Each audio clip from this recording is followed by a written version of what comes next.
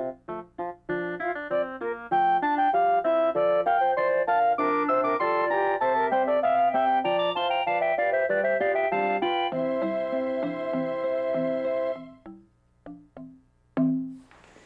know, an artist's dream come true, you know? Oh, I get to talk about me? Yay!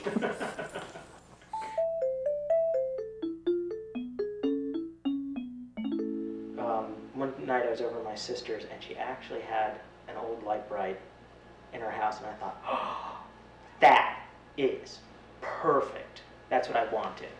And that was, I just started saying to everybody, I'm making a Lite Brite. I'm gonna make a huge Lite Brite.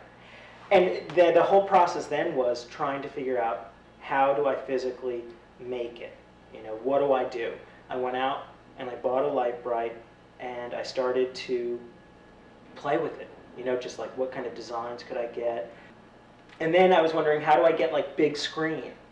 And I thought I was physically gonna have to like drill out with a gun on wood. And I thought, oh man, no fucking way.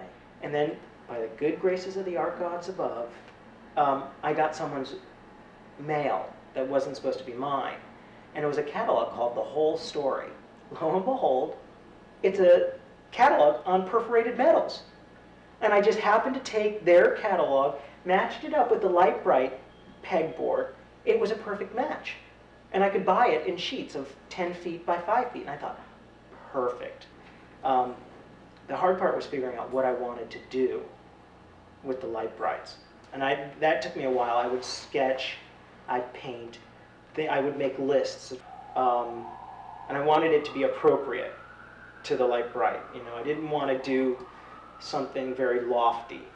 Once I kind of got the colors, then it was like, well, how do I light this thing?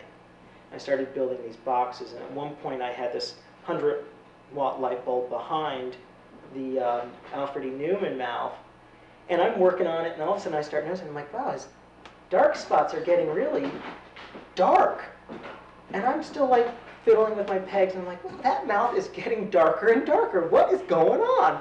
And I go over to it, it is melting. It's just, and I'm like, oh no, and I run it into the bathroom, and you literally, it's like, I thought, okay, guess you don't use incandescent lights for this thing.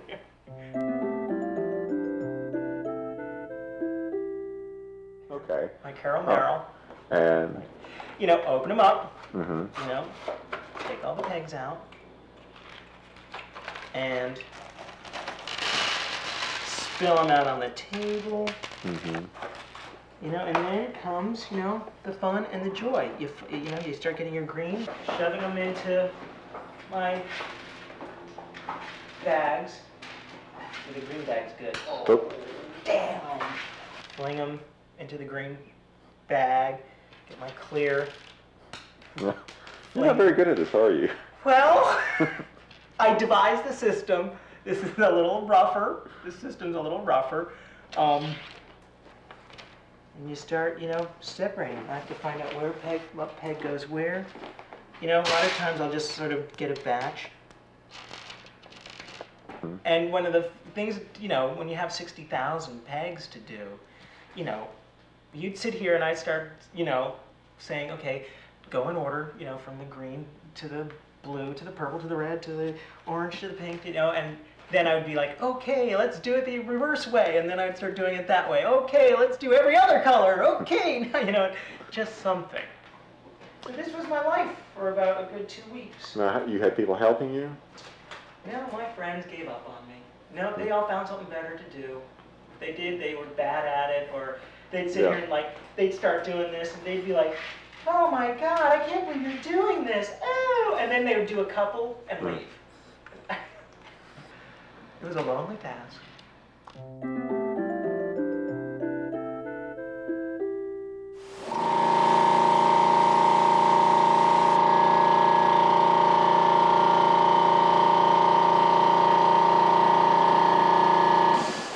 And I let that batch dry.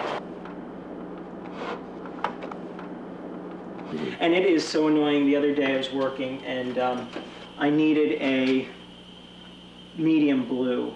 And I'm spraying, and I have the color swatch that I need right there, and I went over it.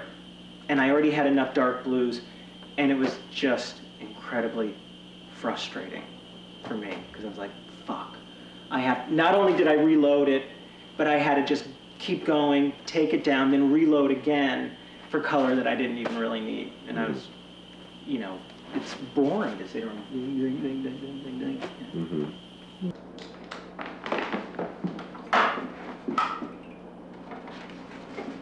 This is the actual Lite Brite itself. So you don't have a little frame just set up, always ready and waiting to go to use on that? Nope. I mean, I would just, this is kind of what I do. I sort of will sit here and I can see, you know, this is how I do it. I look and I'm like, oh, that's a good color. That works pretty good. And then, you know, I could, like I know this is a good green, and I would just sort of put that in there. Say, oh yeah, that's pretty good. So, and I just look at it, and then I'm constantly turning on and off lights as I'm working, doing this. But normally, I mean, once I have this, I would cut this down so it would fit nicely on the Lite Brite box itself. Okay, let me get a close-up of that. You put all this stuff in here, and what? Well, this sort of, like, this is like my testing board. You know, like, I like the way this violet works. I like the way this works. This may be a little bit too yellow. I would probably need to green this down a little bit. I think that's too light, and that's all. It's my testing ground. Okay, so you place pegs in there again. So. Yep. And then, let me see, I have to see where a dark color it goes. All right.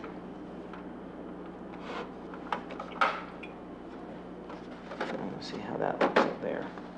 So I would think that's too dark, and I'd have to. I would take another peg. I would take another green, and I would start just spraying a green peg until I got it to that color. Can you see it? Okay, so it's darker on the top, but right on the top. Yeah, and that's the way they color, though, too. If you, even on Alfred or any of the other ones, they will always be, I'm going to put this down. You know, when I color the peg, I'm going to turn it off. You know, it looks pretty uniform, but I think, you know, it's right in here. Because of the grid, I can't really get to the color all that well back down there. But when they're cheek to jowl, you can't even tell. Right. You know, that what's on the base down there. So that doesn't really matter much at all. What does matter? The tops. The upper top matters tremendously. Don't laugh at me. It does.